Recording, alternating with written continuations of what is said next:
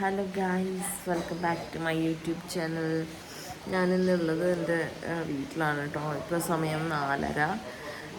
ഞാൻ എണീറ്റിട്ടുള്ളൂ. കണ്ണൊക്കെ കണ്ടായിരുന്നു. ഇവിടെ ഞങ്ങൾ കുറച്ച് അമ്പലത്തിലേക്ക് പോകാനായിട്ട് പ്ലാൻ ചെയ്തിട്ടുണ്ട്. അപ്പോൾ അച്ഛൻ തിരിച്ചു പോണതിൻ്റെ മുന്നേ പോവാന്നുള്ള ഇതിലായിരുന്നു. അപ്പോൾ എല്ലാവരും അതിൻ്റെ പ്രിപ്പറേഷനിലാണ്. അപ്പോൾ ഞാൻ എല്ലാ ജേർണി ഒന്ന് വ്ളോഗ് ചെയ്യാമെന്ന് വിചാരിച്ചു.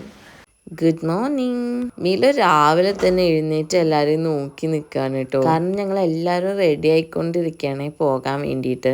അപ്പൊ തന്നെ മനസ്സിലായിട്ടുണ്ട് തോന്നുന്നു ആൾ കുറേ നേരമായിട്ട് അങ്ങോട്ടും ഇങ്ങോട്ടും നോക്കി നിൽക്കുക കേട്ടോ. റെഡി ആയി കഴിഞ്ഞിട്ട് ഓട്ടോ വിളിച്ചിട്ടാണ് കേട്ടോ ടൗണിലേക്ക് പോണത്. ഞങ്ങൾ 5 പേരാണ് പോണത്. അതുകൊണ്ട് തന്നെ വലിയ ഓട്ടോയാണ് കേട്ടോ വിളിച്ചേ. ഞങ്ങൾക്ക് 5:55 ഡയറക്റ്റ് ബസ് വന്നിട്ട് അമ്പലത്തിൻ്റെ നേരെ മുന്നിൽ കൊണ്ടെത്തിക്കുന്ന ബസ് ആ സമയത്താണ് കേട്ടോ. ഏർലി മോർണിംഗ് ആരും ഉണ്ടാവില്ല. അതുകൊണ്ട് തന്നെ ഞങ്ങൾ നിന്ന സ്ഥലത്തും ബസ്സിലും അധികം ആൾക്കാരൊന്നും ഉണ്ടായിരുന്നില്ല. ഞാൻ ഫസ്റ്റ് ടൈമാണ് വീട്ടുകാരുടെ കൂടെ പോകുമ്പോൾ ഒരു വ്ളോഗ് എടുക്കുന്നത്. അപ്പം അവരിങ്ങനെ അത്ഭുതത്തിൽ ഇവളെന്തീ കാണിക്കുന്നേന്നുള്ള രീതിയിൽ ഫുള്ള് നോക്കുമായിരുന്നു. ആദ്യമൊക്കെ ക്യാമറയ്ക്ക് മൈൻഡ് ചെയ്തിട്ടില്ലെങ്കിലും പോകെ എല്ലാവരും യൂസ്ഡ് ആയി തുടങ്ങി. എല്ലാവരും എൻജോയ് ചെയ്യാൻ തുടങ്ങിയിട്ടുണ്ടായിരുന്നു. നമ്മൾ KSRTCയിലാണ് പോണേ. കുറേ പ്ലാനുകൾ ഉണ്ടായിരുന്നു. കാറിന് പോവാ, വേറെ വണ്ടിക്ക് പോവാ, അങ്ങനെയൊക്കെ പ്ലാനിന് ശേഷം ലാസ്റ്റ് KSRTCയിൽ പോവാന്ന് തീരുമാനിച്ചു കേട്ടോ. അവിടെ എത്തിക്കഴിഞ്ഞപ്പോൾ ഇത്രയും സീനാവുമെന്ന് ഞങ്ങൾ ഒട്ടും പ്രതീക്ഷിച്ചില്ല. അങ്ങനെ ട്രിപ്പിൽ ഭയങ്കര വലിയ ബ്ലോക്കും കാര്യങ്ങളൊക്കെ ആയതുകൊണ്ട് എല്ലാവരും ഇറങ്ങി നടക്കുകയാണ്.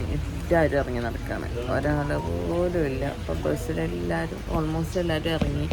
അച്ഛനിപ്പോൾ റെയിൻകോട്ട് തപ്പി ഇറങ്ങിയേക്കാണ്. അവിടെ ഒരു കട കാണുന്നുണ്ട് പറയണേ. ആ കടയിൽ പോയിട്ട് നോക്കും. എന്നിട്ട് അവിടെ നിന്ന് റെയിൻകോട്ട് കിട്ടുകയാണെങ്കിൽ അങ്ങനെ കയറിയിട്ട് നമ്മളങ്ങനെ നടന്ന് പോകും. 1 കിലോമീറ്റർ കൂടി ഉണ്ട് ഇനി അമ്പലത്തിൻ്റെ അവിടേക്ക്.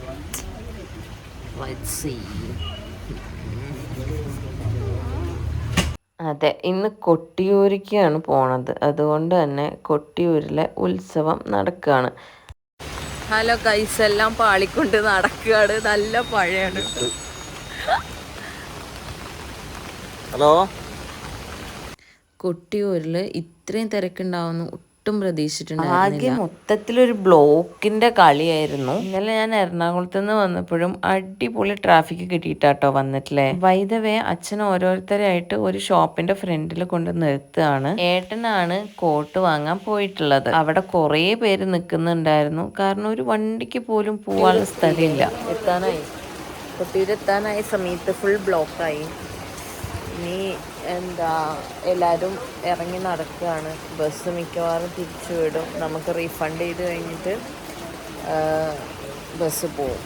നമ്മൾക്ക് ഇനി 1 കിലോമീറ്റർ നടക്കാനുണ്ട് അല്ലേ. 1 കിലോമീറ്റർ നടക്കാനുണ്ട് കൊട്ടിയൂർ അമ്പലത്തേക്ക്.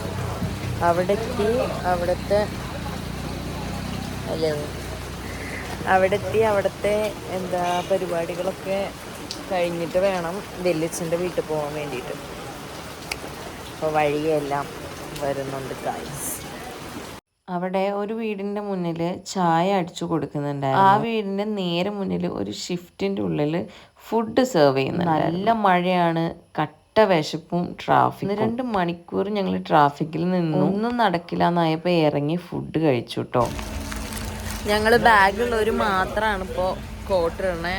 അമ്മയും ചേച്ചിയും കുടയാണ് എടുക്കുന്നത്. 2 കുട കൊണ്ടുവന്നിട്ടുണ്ടായിരുന്നു. 2 കുട ഞാൻ, അച്ഛൻ, ഏട്ടനാണ് റെയിൻകോട്ട് ഇടുന്നത്. പോയിട്ട് 3 റെയിൻകോട്ടേ കിട്ടിയിട്ടുണ്ടായിരുന്നു. കാരണം ഒടുക്കത്തെ മഴ ആയതുകൊണ്ട് ബാഗ് നനഞ്ഞു കഴിഞ്ഞാൽ എല്ലാം പോവും, എല്ലാ ഡ്രസ്സും നനയും. ലക്ഷക്കണക്കിന് ജനങ്ങളാണ് അവിടെ ഉള്ളത്. ശനിയും ഞായറും ആയതുകൊണ്ട് തന്നെ നല്ല തിരക്കായിരുന്നു എന്നുള്ളത് നിങ്ങൾ കേട്ടുകൊണ്ടിരിക്കും. കാരണം അത്രമാത്രം കഷ്ടപ്പെട്ടിട്ടാണ് ആ അമ്പലത്തേക്ക് എത്തിയത്. കഷ്ടപ്പാടുണ്ടാവും, പക്ഷെങ്കിൽ ഇത്രയും കഷ്ടപ്പാടുണ്ടാവും ഞാൻ ഒട്ടും പ്രതീക്ഷിച്ചില്ല. പിന്നെ ഇതൊരു പുതിയ എക്സ്പീരിയൻസ് കൂടിയായിരുന്നു കേട്ടോ. ഇങ്ങനെ സ്വന്തം വണ്ടിയിൽ പോവാണ്ട് റോഡ് സൈഡിൽ ഫുഡ് കഴിക്കണതും അതുപോലെ തന്നെ മഴ കൊണ്ട് നടക്കണ്ടേന്ന് വിചാരിച്ചിട്ട് റെയിൻകോട്ട് വാങ്ങാൻ പോയതും ഒക്കെ ഒരു നല്ല എക്സ്പീരിയൻസ് ആയിരുന്നു. കണ്ടോ, ഇതുപോലുള്ള ട്രാഫിക്കാണ്, ഒരു മനുഷ്യന് നടക്കാനുള്ള സ്ഥലം പോലും ഇല്ല. മഴ കൂടി ഗൈസ്. ഏട്ടൻ എന്താ ബാക്കിൽ വരുന്നുണ്ട്. അതാണ് ഏട്ടൻ.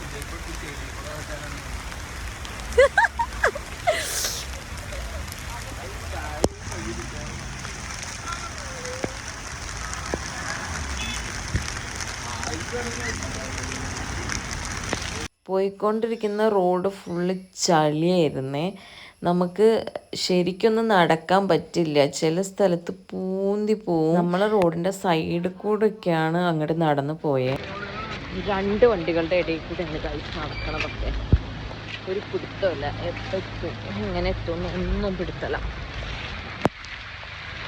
കുറച്ച് കൂടുതൽ നടന്നിട്ടാണ് ശ്രീനാരായണ ഗുരുവിൻ്റെ ഒരു ക്ഷേത്രം ഉണ്ട് അവിടെ എത്തിയത്. അവിടെ ഞാൻ പോയപ്പോൾ എൻ്റെ എക്സ്പെക്റ്റേഷൻ വേറെ, റിയാലിറ്റി വേറെ ആയിരുന്നു. കാരണം നമ്മൾ ഗുരുവായൂരിലൊക്കെ പോകുന്ന സമയത്ത് അവിടെ അടുത്ത് റൂമും കാര്യങ്ങളൊക്കെ ഉണ്ടാവുമല്ലോ. അപ്പോൾ റൂമൊക്കെ എടുത്ത് ഡ്രസ്സൊക്കെ മാറിയിട്ടാണ് പോവുക. പക്ഷേ അവിടെ ഇതൊന്നും ഉണ്ടായിരുന്നില്ല. നമ്മൾ അക്കരെ കൊട്ടിയൂരിലാണ് പോയിട്ടുണ്ടായിരുന്നത്.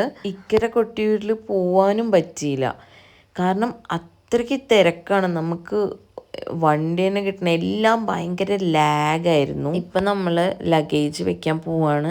ലഗേജ് വെച്ചിട്ട് വേണം നമുക്ക് അമ്പലത്തിൽ കയറാൻ വേണ്ടി. നല്ല അടിയൊഴുക്കുള്ള പുഴയാണ് കേട്ടോ താഴത്തോട് ഒഴുകുന്നത്. ഈ കാണിക്കുന്ന ജനങ്ങൾ മാത്രമല്ല, അങ്ങോട്ട് കുറേ ജനങ്ങൾ ഇനിയും പോയിക്കൊണ്ടിരിക്കുന്നുണ്ട്. ഞാൻ പറഞ്ഞല്ലോ, എക്സ്പെക്റ്റേഷൻ വേറെ, റിയാലിറ്റി വേറെ ആയിരുന്നു. അതുകൊണ്ട് തന്നെ ഇട്ട ഡ്രസ്സിലാണ് ഞാൻ മുങ്ങി കുളിച്ച് പോയിട്ടുണ്ടായിരുന്നത്. ഞാൻ വിചാരിച്ചത് അവിടെ എത്തി ഡ്രസ്സ് മാറിയിട്ട് വേണം പോവാനെന്നാണ്. പക്ഷേ അതൊന്നും നടന്നില്ല. പിന്നെ ഡ്രസ്സിന് അങ്ങനെ റെസ്ട്രിക്ഷൻസ് ഒന്നുമില്ല, ഏത് ഡ്രസ്സ് ഇട്ടിട്ടും കയറാം. കുറേ ഐതിഹ്യങ്ങൾ നിറഞ്ഞു കിടക്കുന്ന ഒരു അമ്പലമാണ് കേട്ടോ കൊട്ടിയൂര്. ദക്ഷിണ കാശിന്നും ഈ അമ്പലത്തിനെ വിശേഷിപ്പിക്കാറുണ്ട് കേട്ടോ. മഴയ്ക്കും തിരക്കിനും ട്രാഫിക്കിനും ഒരു പഞ്ഞും ഉണ്ടായിരുന്നില്ല കേട്ടോ.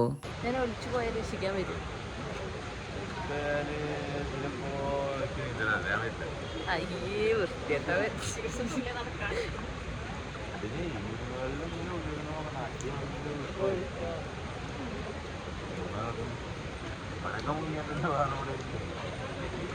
ഏട്ടൻ പറഞ്ഞതുപോലെ തന്നെ നല്ല അടിയൊഴുക്കുള്ള പുഴയാണ് കേട്ടോ ഈ കാണുന്നത്. ഞങ്ങൾ വരുന്നതിൻ്റെ തലേ ദിവസം ഒരു കുട്ടി ഒലിച്ചു പോയി, ആ കുട്ടീനെ രക്ഷിച്ചിട്ടുണ്ടായിരുന്നു കേട്ടോ. ഞങ്ങൾ ഇപ്പോഴും തിരക്കൊന്നും കണ്ടിട്ടില്ല, കാരണം ഞങ്ങൾ കൊട്ടിയൂർ അമ്പലത്തേക്ക് എത്തിയിട്ടില്ല.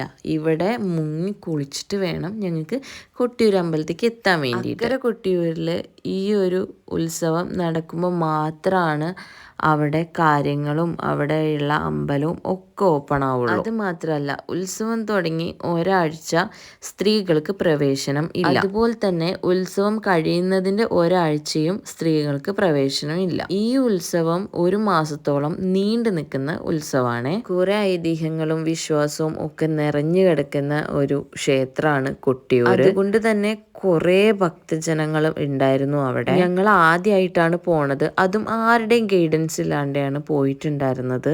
അതുകൊണ്ട് തന്നെ എന്ത് ചെയ്യണമെന്നോ എവിടെ പോകണമെന്നോ എങ്ങനെ നിൽക്കണമെന്നോ അറിയുന്നുണ്ടായിരുന്നില്ല. കുറേ പേര് ഓൾറെഡി വന്നു പോയവരായതുകൊണ്ട് നമ്മൾ ചോദിക്കുന്ന ആൾക്കാരൊക്കെ ഓരോ കാര്യങ്ങൾ പറഞ്ഞു തരുന്നുണ്ടായിരുന്നു. നല്ല തണുത്ത വെള്ളമായിരുന്നു കേട്ടോ. എല്ലാവരും കിടന്ന് വിറയ്ക്കുന്നുണ്ടായിരുന്നു. എല്ലാവരും പല പല കാര്യങ്ങൾ പറഞ്ഞു തന്നെങ്കിലും ഞങ്ങൾക്ക് കുറേ കാര്യങ്ങളൊക്കെ മിസ്സായി പോയിട്ടുണ്ടായിരുന്നു. നമ്മൾ കുളിക്കുന്ന പുഴയിൽ നിന്ന് ഏതെങ്കിലും 2 കല്ലെടുത്ത് അത് ഒരതി കഴിഞ്ഞ് കഴിഞ്ഞാൽ കുങ്കുമോ ഭസ്മോ ചന്ദനോ ഇതിലേതെങ്കിലും ഒന്ന് കിട്ടും എന്നാണ് പറയുക. പക്ഷെ അത് നമ്മൾ മുങ്ങുന്ന പുഴയിൽ നിന്ന് എടുത്ത് ചെയ്യുന്ന കാര്യമാണെന്ന് എനിക്ക് അറിയില്ലായിരുന്നു. അതുകൊണ്ട് തന്നെ ആ ഒരു കാര്യം ഞങ്ങൾക്ക് മിസ്സായിട്ടുണ്ടായിരുന്നു കേട്ടോ.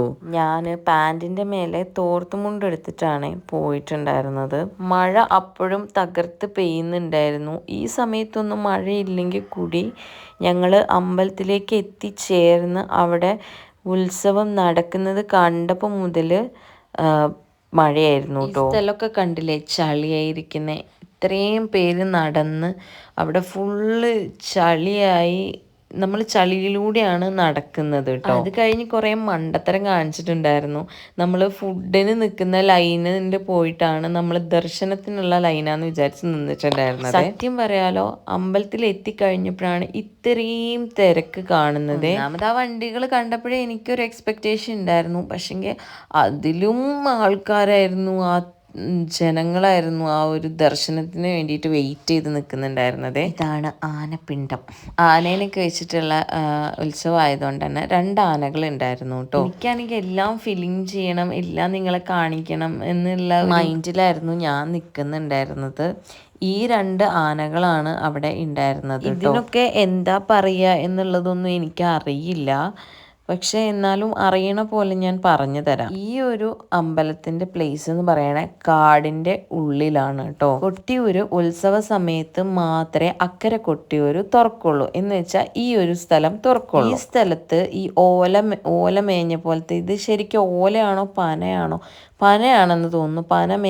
ഈ മേഞ്ഞ ഉണ്ടാക്കിയ കുടിലുകൾ ഉണ്ടല്ലോ, ഈ കുടിലുകളെല്ലാം ഈ ഒരു സ്പെസിഫിക് ടൈമിന് വേണ്ടിയിട്ട് ഉണ്ടാക്കിയിട്ടുള്ളതാണ്. ഈ ഒരു ഉത്സവം തീരുന്നതോടെ ഈ ഒരു പ്ലേസിലെ ഈ കുടിലുകളെല്ലാം നശിപ്പിക്കും. എന്ന് വെച്ചാൽ പൊട്ടിച്ച് കളയും. കാരണം ഇവിടെ ഈ ഉത്സവം കഴിഞ്ഞു കഴിഞ്ഞാൽ ആരും വരാൻ പോണില്ല. ഇതിന്റെ ഐതിഹ്യം വരുന്നത് ശിവന്റെയും സതീന്റെയും കഥയിലാണ്. ദക്ഷിണ കാശി എന്നറിയപ്പെടുന്ന കൊട്ടിയൂർ ക്ഷേത്രം ഇത് കണ്ണൂരിന്റെ ഹൃദയഭാഗത്താണ് സ്ഥിതി ചെയ്യുന്നത്. ഇത് കണ്ടെത്തിയത് കല്ലിൽ നിന്ന് രക്തം ഒഴുകി വരുന്നത് കണ്ടാണ്. പുരാതന കാലത്ത് ദക്ഷൻ പ്രജാപതി എന്ന വലിയ രാജാവ് ഒരു വലിയ യാഗം നടത്തി. അദ്ദേഹത്തിന്റെ മകളായിരുന്നു സതീദേവി, ഭഗവാൻ ശിവന്റെ പ്രിയ പത്നി. എന്നാൽ ദക്ഷൻ മകളുടെ ഭർത്താവായ ഭഗവാൻ ശിവനെ യാഗത്തിന് ക്ഷണിച്ചില്ല. അപമാനിതയായ സതീദേവി പിതാവിന്റെ യാഗസ്ഥലത്തെത്തി. അവളുടെ ശിവനെ അവഹേളിക്കുന്നത് കണ്ട് സഹിക്കാനാവാതെ സതീദേവി കോപത്താൽ ആത്മാഹുതി ചെയ്തു. ഇതെല്ലാം അറിഞ്ഞ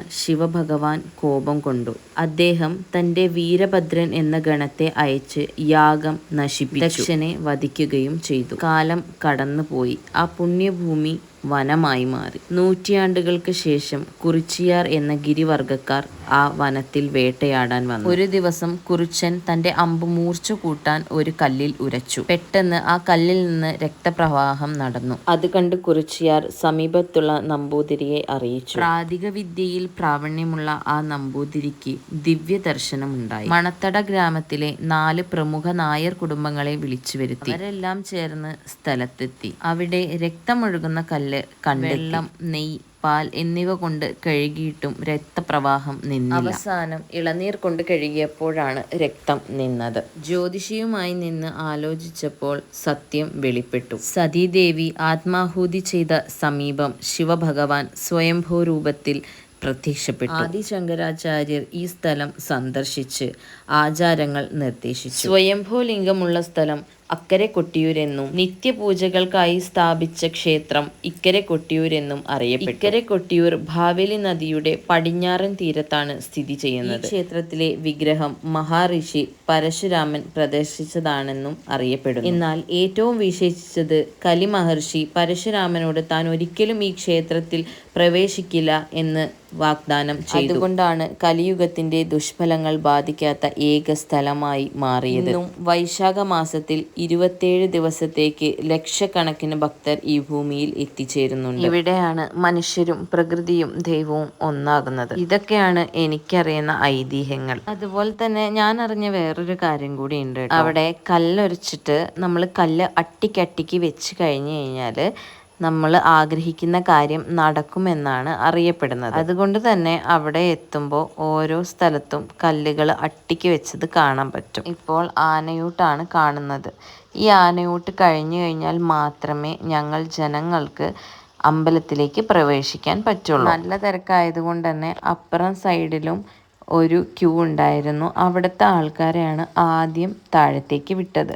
ഇതാണ് ഞാൻ നിന്ന ക്യൂ. എല്ലാം കഴിഞ്ഞ് സൈഡിലേക്ക് നോക്കിയപ്പോഴാണ് അച്ഛൻ പറയുന്നത് വൈശാഖ മാസത്തിൽ ഈ ഒരു സമയത്ത് തന്ത്രിമാർ, പടിഞ്ഞീറ്റ, അതുപോലെ തന്നെ ഏഴിലക്കാരൊക്കെ അവിടെ കുടിൽ കെട്ടി താമസിക്കാറുണ്ട്. എന്തൊക്കെ പറഞ്ഞാലും ഇതൊക്കെ ആരാന്നുള്ളത് എനിക്ക് സത്യം പറഞ്ഞാൽ അറിയില്ല. കുറച്ച് കഴിഞ്ഞ് നോക്കിയപ്പോൾ നല്ലൊരു സ്കൈ കിട്ടി. നല്ല കോടയൊക്കെ വന്നിട്ടുള്ള ഒരു നല്ലൊരു മേഘങ്ങളൊക്കെ കൂടിയിട്ടുള്ള സ്ഥലം. എന്തായാലും ഈ ഓലയും പനയെല്ലാം മേഞ്ഞ കുടില് വൈശാഖ മാസത്തേക്ക് മാത്രമേ ഉള്ളൂ. ഇത് കഴിഞ്ഞു കഴിഞ്ഞാൽ എല്ലാം പൊളിച്ചു. കല്ലിലൊരച്ച ചന്ദനം കിട്ടുമെന്ന് പറഞ്ഞിട്ട് അവിടെ ഉണ്ടായിരുന്ന കല്ലെല്ലാം ഉരച്ചു. അവിടെ വീഡിയോ എടുക്കാൻ പാടില്ല, പക്ഷെങ്കിൽ എനിക്ക് എങ്ങനെയൊക്കെയോ ഏട്ടൻ വീഡിയോ എടുത്ത് തന്നു.